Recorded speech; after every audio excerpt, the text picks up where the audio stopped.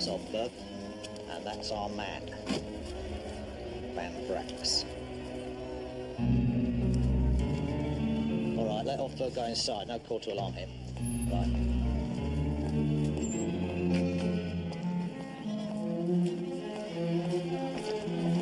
Van Brax, you have a warrant for your arrest on the charge of receiving 10 stones, knowing them to be stolen. Rubbish. Never you mind about rubbish. You're coming with us.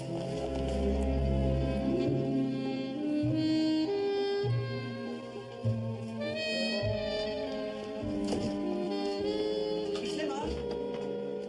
Miss Lemon? Miss Lemon, I have the cakes. On the blue and gold plates, I think, with perhaps a little flour. Flour? No? No, Mr. Poirot.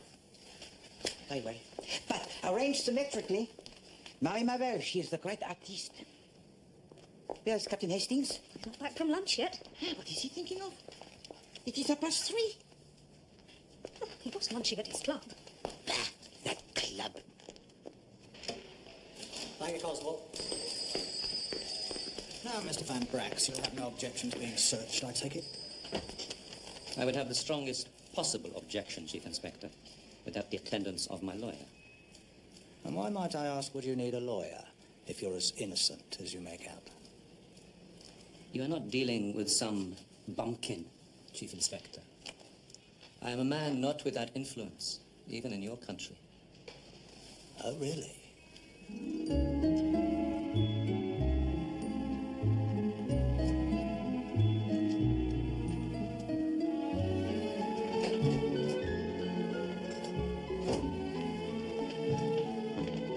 What's cooking? Nothing is cooking, Hastings. The cook is waiting for you to finish your nice game of billiards at your club. Marie Mavel is coming to tea. Who? Oh, What's up? you do not know who is Marie Mavel? Can't say I do, no. He's no good, Poirot. Marie Mavel is the greatest film star Belgium has ever produced. I think she's the only film star Belgium's ever produced. You do not remember La Tendresse Orageuse? Oh, what? Un drôle de cœur? I didn't even know they made films in Belgium. Or is it the fate of Hercule Poirot to live among such Philistines? Hastings, Marie Mavel and her husband, Gregory Rolfe, are stars of international renown. They have made... That was Miss Marvell. She can't come. But... Can you call on her at her hotel instead?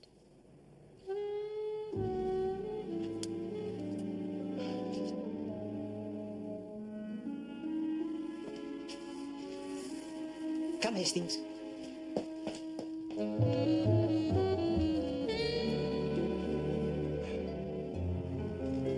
Well, I'll do that, sir. Yes, sir. Right. Well, there seems to be some procedural difficulty about this. You can go for now, Mr. Van Brax. Thank you, Chief Inspector. What did the Commissioner say? Never you mind what the Commissioner said.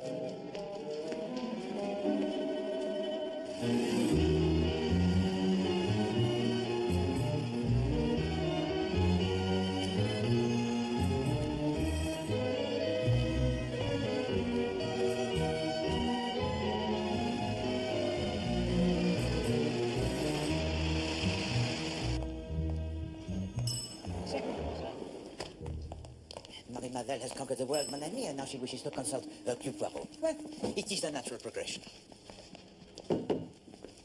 Because you see, Hastings, the ladies, they always seek Poirot for help. Because Poirot, you understand, has this particular sensitivity. Mademoiselle Marvel, Hercule Poirot. Arthur Hastings.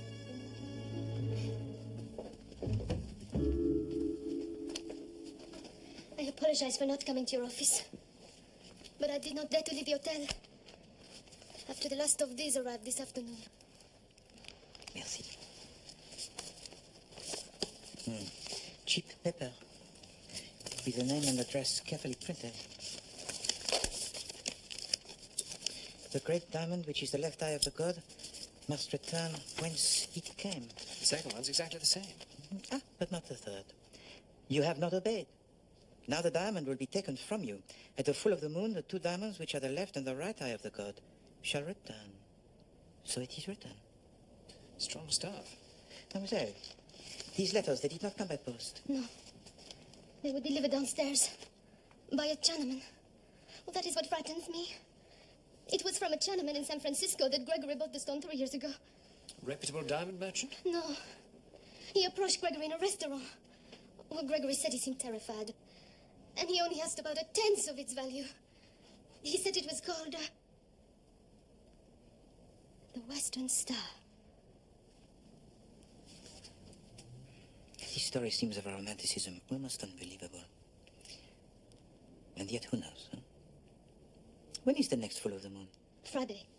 I looked it up. 3 days' time? Mademoiselle, this belle histoire, it may be a hoax, but it may not. Therefore, I counsel you to place the diamond in my keeping until after Friday. Then we can take what steps we please. That is not possible. We're going to Yardley Chase for the weekend. Oh, pardon if I am dense, mademoiselle, but surely it is possible for you to go to Yardley Chase without taking the diamond with you. I want to wear it there.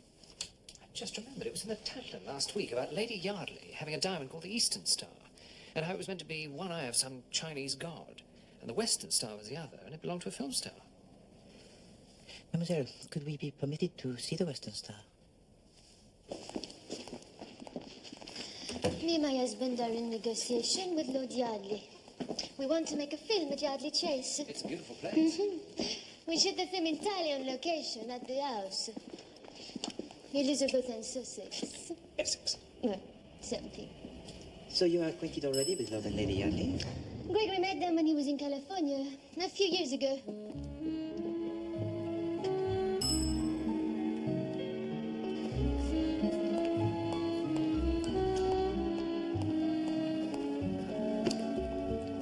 Thank you, madam. Merci. I do not believe the diamonds are twins. I do not believe the diamond of Lady Yardley is as good as mine.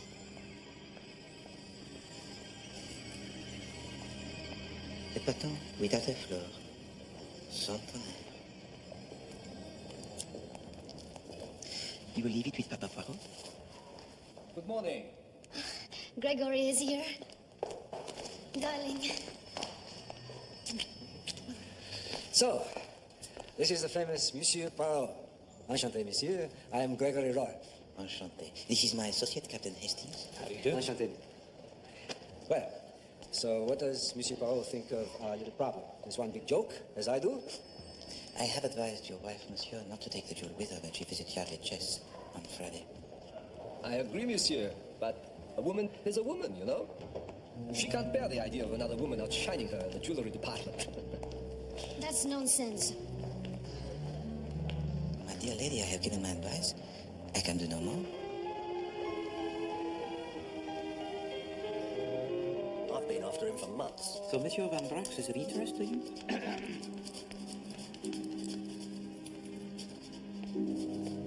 Trouble is, I don't lay a finger on him. Is he one of the Van Brax armament family? He is the Van Brax Almonds family. And he's got this little hobby, more like an obsession. He collects diamonds. I did not know that. Well, no, not many people do, because he's not too particular how they come by, if you take my meaning.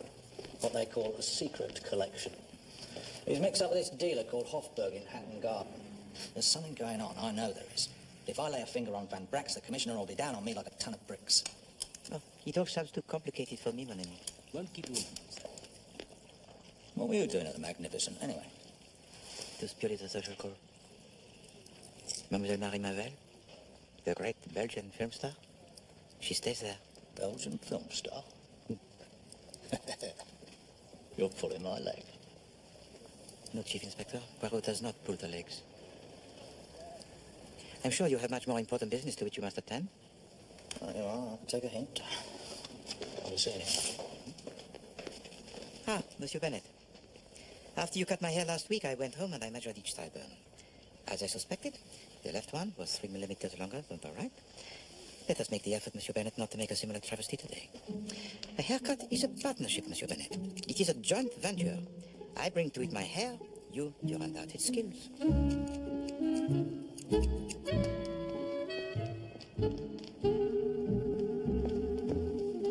Captain Hastings. What?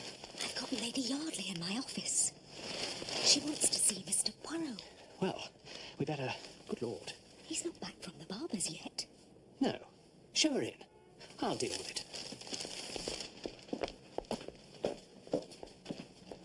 Will you come this way, please?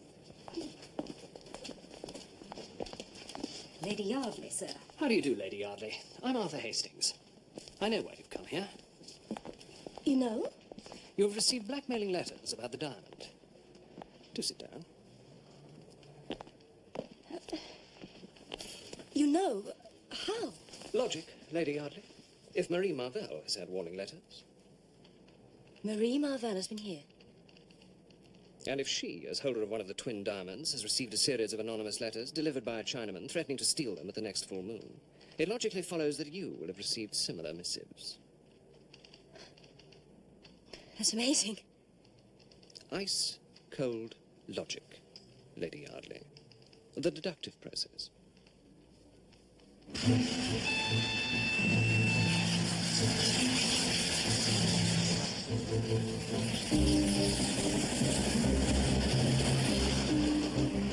a matter of fact, I remembered as soon as I saw Rolf. When he was out in Hollywood, Lord and Lady Yardley were there too. Yardley put money into some film. Lost a lot, I think. But there was gossip about Lady Yardley and your friend Rolf being seen a lot together. And the letters of Lady Yardley, they were also delivered by the Chinaman? No, I asked her about that. They came by post. But she said they smelled strongly of jasmine oil. Jasmine oil? It's a kind of Chinese scent.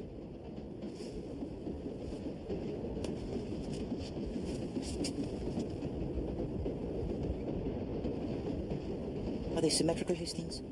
Or at the sideburns? Yes, I think so. You can be frank with me, Hastings. I am being frank.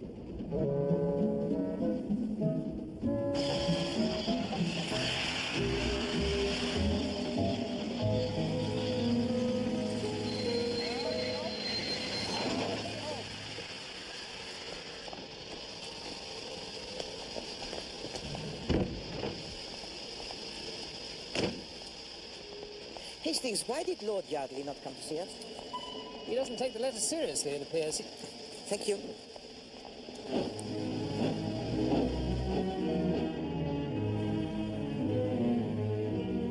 Well, I can't make head or tail of this. Marie Marvell's been getting these odd letters too, you say? What does it all mean? That, Lord Yardley, is what we must discover.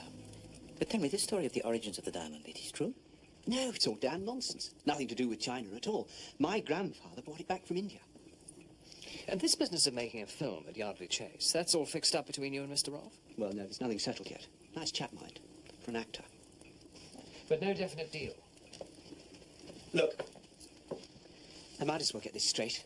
I've been an ass in many ways, Captain Hastings. I'm head over ears in debt. But now we've got the children, I want to get things straightened out. Rolfe is offering a lot of money, but not enough to set me on my feet again. So you must sell the Star of the East? That's it. I've been to see Hofberg, the hat and garden man, about it, and he's trying to find a buyer for me. I comprehend. Look here, Monsieur Poirot. Do you think these letters are serious? I must confess, it sounds like a lot of tosh to me. To Poirot also, it sounds like the tosh. But I think there is happening something mysterious. Perhaps you should be on your guard.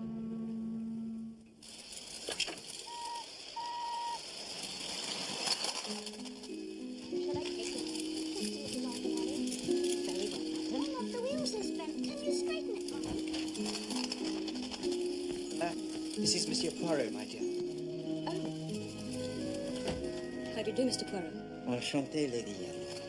It was yesterday that you were fortunate enough to meet my associate, Captain Hastings. Hello. Oh, yes. About those silly letters. Perhaps I took them too seriously. Perhaps. Oh, it's all damn nonsense. I never heard there were two diamonds before anyway. Star of the West, indeed. Don't forget the signal, Harry. The diamond of the great Belgian film star Marie Marvell is fully worthy of the name.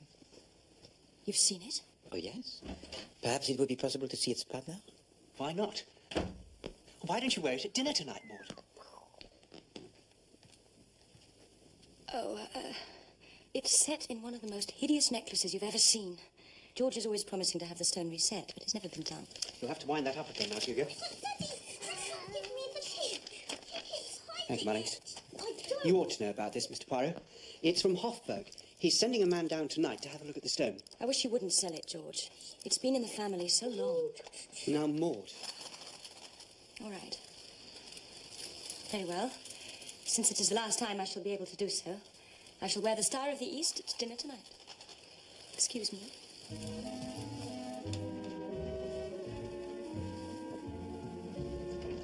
Who's the fellow who's coming down? Oh, sounds foreign. Mr. Henrik van Brax.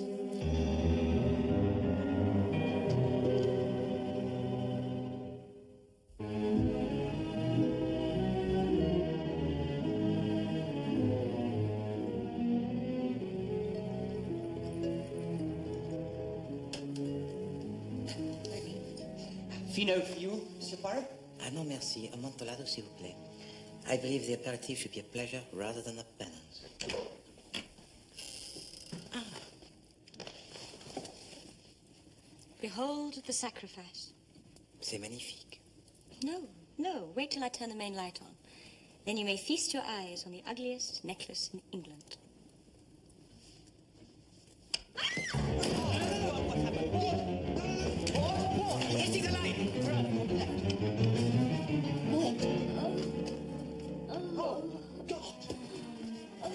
Darling, what happened?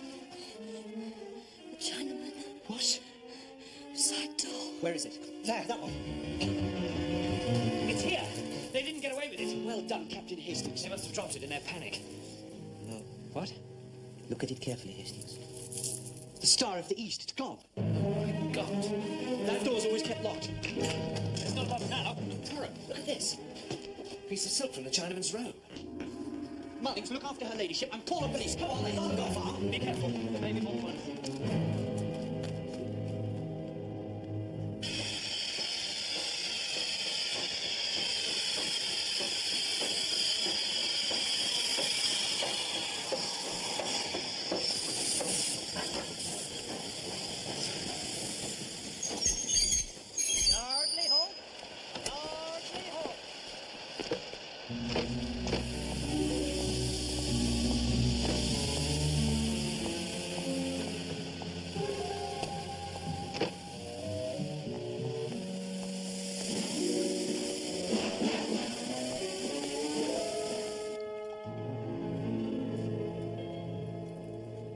I was just about to turn on the other light when a man sprang on me from behind. Thank you. He tore the necklace from my neck with such force that I was pulled over. As I fell, I saw him disappearing through the side door.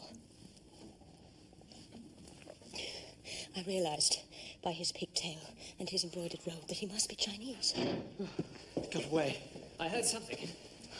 Oh, George. Come on, old girl. Had a bit of a shock. Drink that, darling. Mr. Van Brax to see you, my lord. He says that you expect him.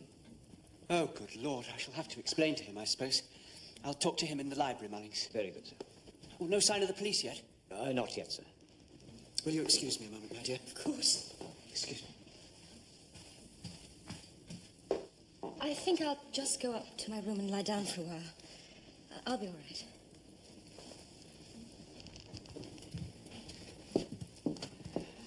Look here, Poirot, don't you think we ought to get back to London?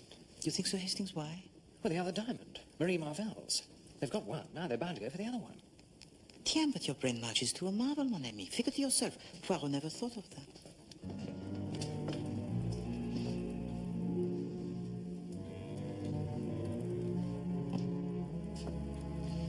Yes, Hastings, we must go back to London.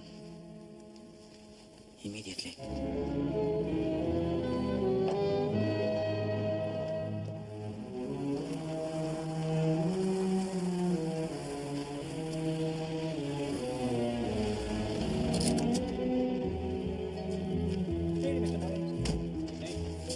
Monsieur Poirot, goodbye. Thank you so much. Au revoir, my lord. Captain Hastings, thank you. Goodbye. Pleasant journey. Poirot. Who is that? It's Jap.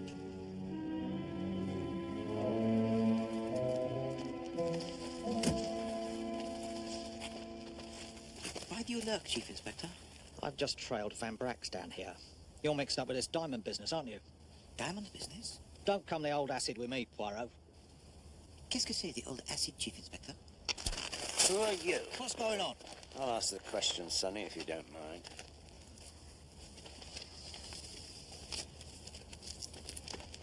Scotland Yard. Twig-a-voo? Oh, very sorry, sir. Just doing my job, sir. We had a report of a diamond stolen. What? Do you know about this? Yes, it was 20 minutes ago.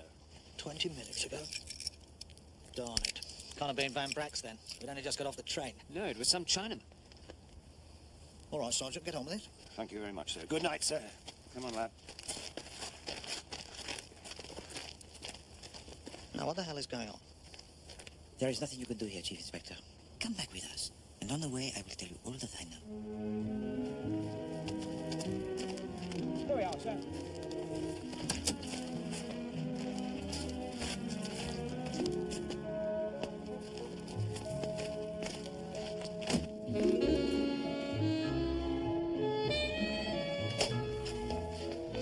I have the honor to remain. It's all over the papers. Yours sincerely, Hercule Poirot. Good morning, Hastings. Morning. The Curse of the Eastern Star.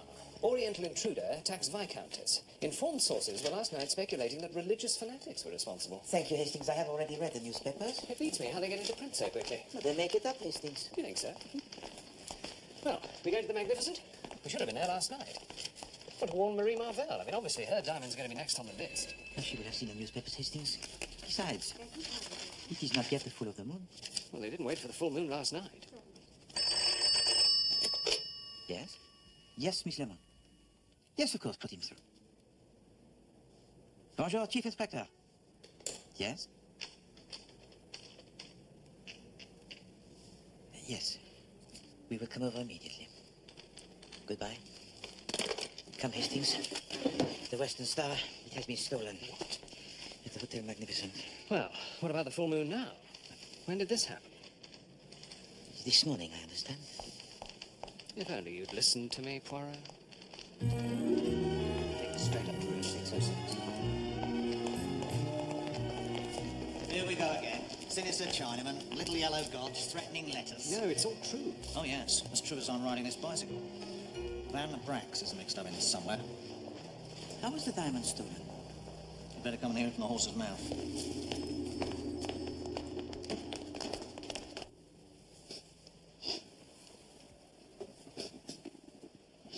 I came on duty at 8 o'clock. We weren't all that busy, and I noticed particularly that Mr. Rolfe left the hotel at about 11:15. Why did you go out? You did not have to go out. You want me to be a prisoner in the hotel? Why did you not give the diamond to Monsieur Poirot for safekeeping? Recriminations are not very helpful, Mr. Rolfe. Go on, son. At about 11:30, a gentleman comes in. I mean, I thought it was Mr. Rolfe. He was dressed like him. He looked like him. He's blind, I tell you, blind! Well, this man, whoever he was, asked for Madame Rolfe's jewel case from the safe. And you gave it to him? Yes. I thought it was Mr. Rolfe. I gave him the receipt to sign, and he signed it. Chief Inspector, do we have the form? Here we are, sir. Thank you. Monsieur Rolfe, Is this your usual signature? nothing like. He's blind, I told you, he's blind. All right, Mr. Rolfe. Well, I looked at the signature, and it looked all right to me. And he said, I've been getting threatening letters from a Chinaman, and the worst of it is I look rather like one myself. Well, I looked at him, I saw what he meant. His eyes slanted up at the corners like an Oriental's. Well, I never noticed it before. Well, of course you've never noticed it before. Do you notice it now? I'm holding your hotel responsible for this. Please, Mr. Rolfe, I'm trying to conduct an investigation. And as a matter of interest, where were you at the time of the robbery? I was nowhere near the hotel. Why should I steal my own diamond? Is this the famous Scotland Yard talking? It's for you, Mr. Poirot. A word in your ear, Mr. Rolfe, if you don't mind. Thank you. Poirot.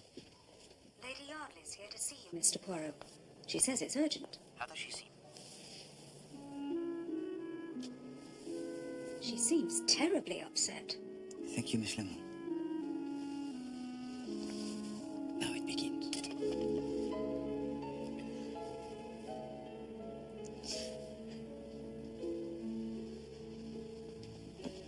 Have you seen the papers?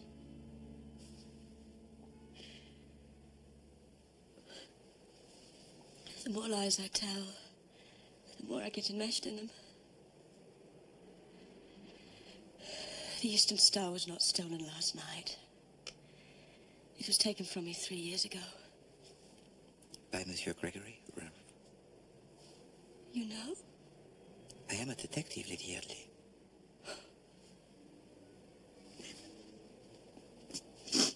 When we met in California, he was such fun. He was so... I was never more than indiscreet, Monsieur Poirot, I swear. But I wrote him some letters. And he blackmailed you? Yes. But you got back the letters. Only in return for the Eastern Star. And then your husband throws a hammer into the works when he tells you he wishes to sell the diamond. I was frantic. Gregory had arranged for Mr. Hofburg to make this paste replica. But I knew that an expert would spot it immediately. What happened then? I came here 2 days ago to tell you all this. You came here to tell us that you were being blackmailed? And about Monsieur Gregory Ralph? Why did you not? I didn't know Marie had already been to see you. And when Captain Hastings assumed I'd come for the same reason as her, I just lost my nerve. Well, I assumed. Gregory had concocted a plan. He was to write those mysterious, threatening letters. And then we were each to stage a robbery. Which you did last night? But that was the Chinaman. No, Hastings, there was no Chinaman. Lady Yardley merely turned out the light. She screamed, removed the paste stone, and threw the necklace along the corridor. Well, what about the piece of silk from the Chinaman's robe? I'd put that in the door earlier. Gregory Rolfe's diamond was stolen as well. That was the Chinaman. No, Hastings. That was stolen by Monsieur Gregory Rolfe. With the aid of a little gum at the corner of the eyes. Good Lord, why would he go to all that trouble? He could have taken it at any time. Well, there had to be a performance. People would be suspicious if there wasn't a proper theft. And the insurance company, too, would be quite doubtful, I think. But he won't give it back to me. He says I can claim the insurance on the diamond now, so why should he give it up? But it's not insured. So, a small problem, huh? A terrible problem, Monsieur Poirot. Perhaps. May I keep this, madame?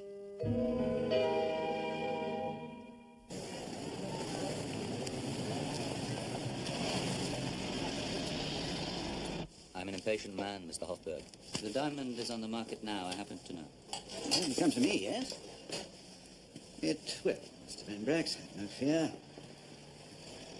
You have the money. I'm ready to move at a moment's notice, don't worry.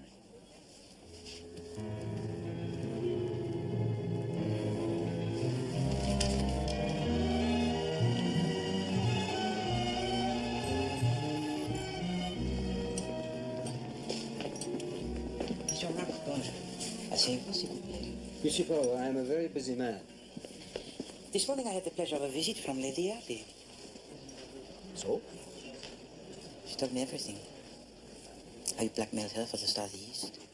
How you sent the letters to your own wife. I don't know what you are talking about. That woman, you know? There is something wrong with her. She chased me all over California. She hasn't stopped chasing me. She tells these stories about me. Monsieur Ralph, do not tell any more lies. Do not any more blacken the name of Lady Yardley. You will return the Star of the East to her immediately. You're as mad as she is.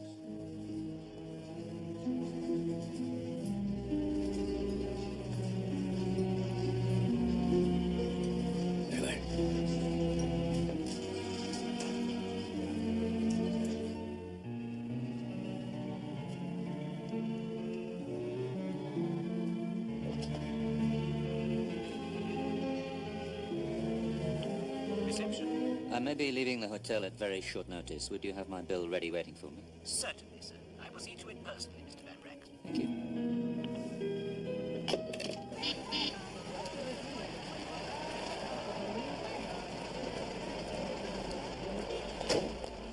Thank you.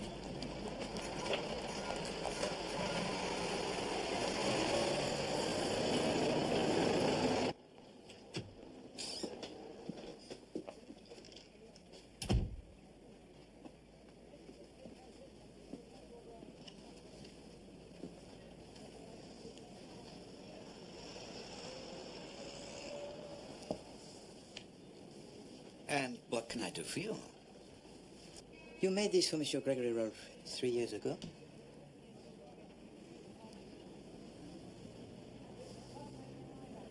I think you know what I want, Monsieur Hofberg. If you do not assist, the Chief Inspector Japp of Scotland Yard will be pleased to hear how you are acting as a dishonest broker between Van Brax and Monsieur Gregory Rolfe. Mr. Rolfe, to see you, Mr. Hofberg. I'll come out.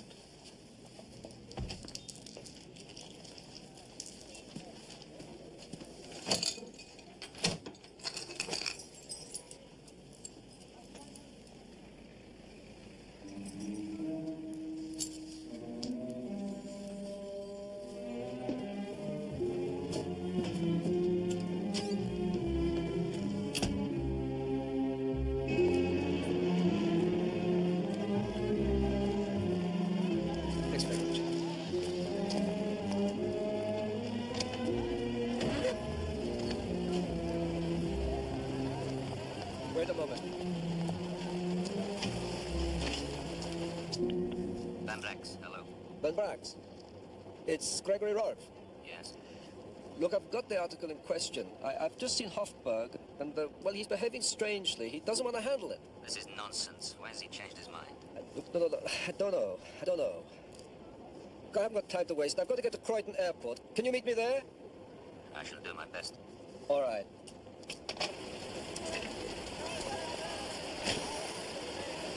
Right, let's go. I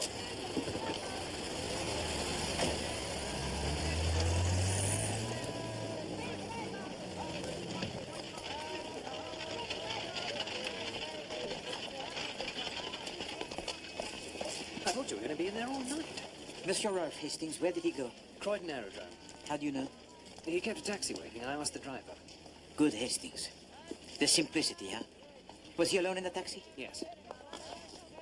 I must go back to the Hotel Magnificent at once. I have a sad duty to perform. Taxi, get Lady Yardley and take her to the flat. Wait for me there. Hotel Magnificent, s'il vous plaît. Taxi!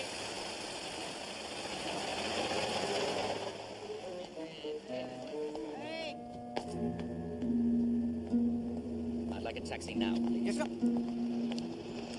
Taxi!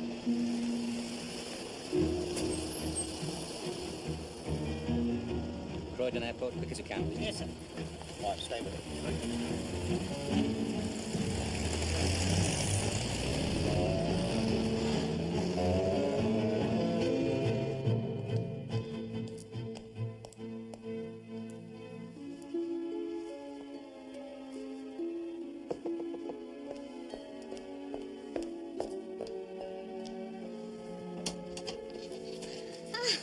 Monsieur Poirot.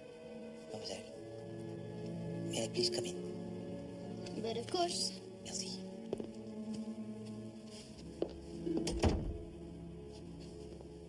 Have you any news? About the diamond? No.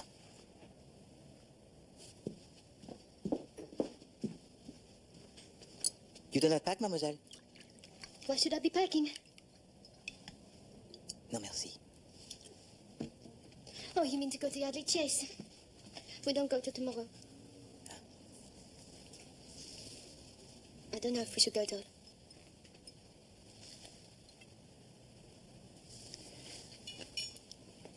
Mademoiselle, j'ai de mauvaises nouvelles pour vous.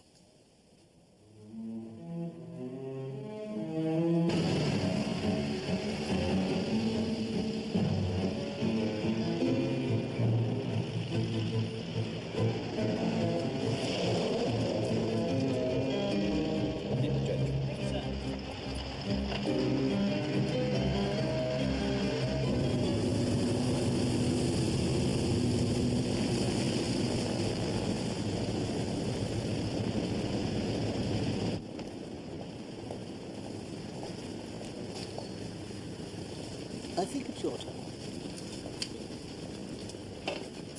Johannesburg flight? Yes. Weight, 180 pounds.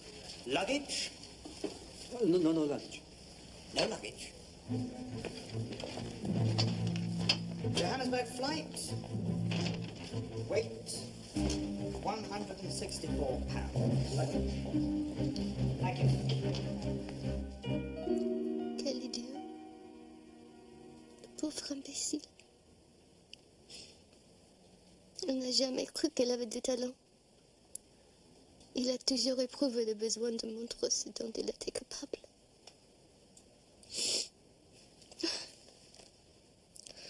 En me donnant les diamants. Il est parti maintenant. Le chapitre a fini.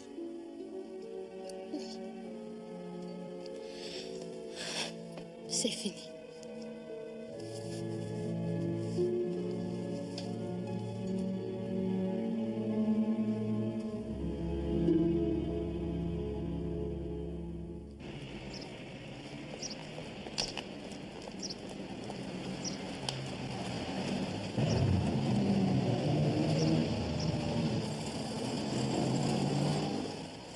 How long till we get to the aerodrome? Oh, only 5 minutes now, Gov.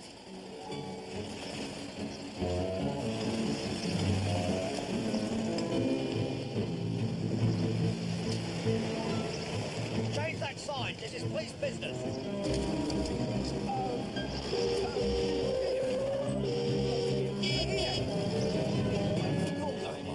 Come on.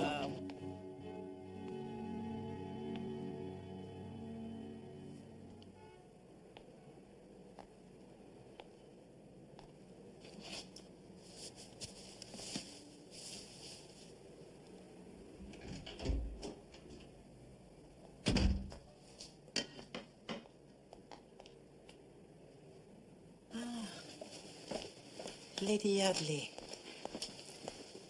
I have news for you. I need good news, Monsieur Poirot. Perhaps. Oh, Monsieur Poirot! Is it the real one? Yes, Hastings, it is the real Eastern Star. However, at this moment, Monsieur Gregory Rolfe is waiting at Croydon Aerodrome, believing that the paste stone in his pocket is the real one. But where did you get it? From Monsieur Hofberg. I ascertained that he was acting as the go-between for Van Brax and Monsieur Gregory Rolfe. But I managed to persuade him to refuse to go any further with the business. But while he was examining it, to palm it and substitute it with the other. I can never thank you enough.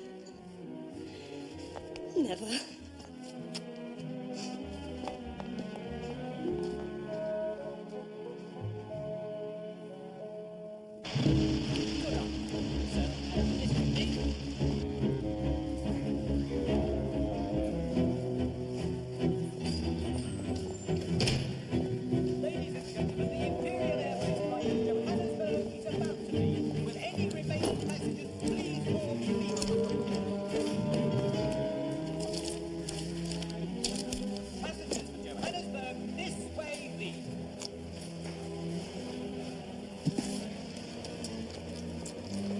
Wait a minute, you think I'm mad? This is paste. Now, don't try that, Van Brax. I took this from my wife's jewelry case myself. It's still paste. You've been wasting my time. Brax, I need this money. Me too.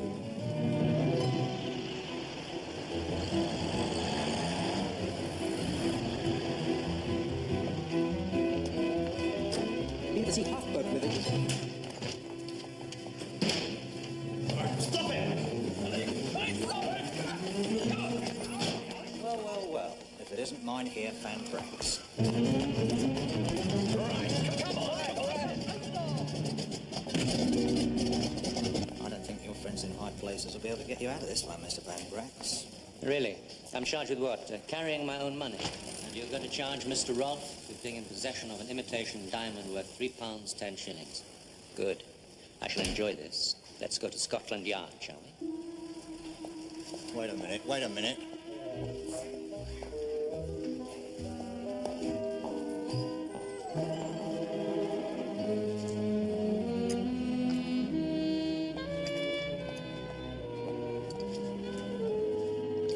It is good, Hastings? Oh, very good, yeah. It is marinated in a mixture of white wine, brandy, and the seeds of the fennel. Excellent. You know, you say you've got this particular sensitivity to women and all that, Poirot. It seems to me that all you've done for Marie Marvell is to lose her husband. Her blackmailing adulterous husband, who is also the thief? That is such a great loss, Hastings? How little you understand the feminine psychology and feminine needs, Hastings. Well, you're right there.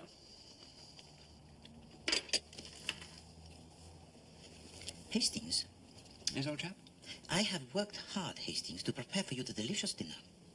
I have searched the shops for the exotic herbs. I have argued with the butcher, who is a fool. I have beaten the escallops with a little mallet until my arm, it aches. And you sit there shoveling food in your mouth and writing in your little book. Oh, I'm sorry.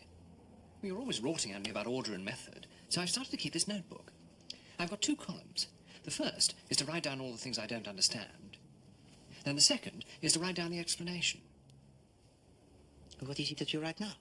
Well, the first thing is, if Lady Yardley's got the real diamond now, and the other one was imitation, who's got the other eye of the Chinese god? Hastings. There was no Chinese god. There was no connection with China whatsoever. Now close your little book and eat your dinner.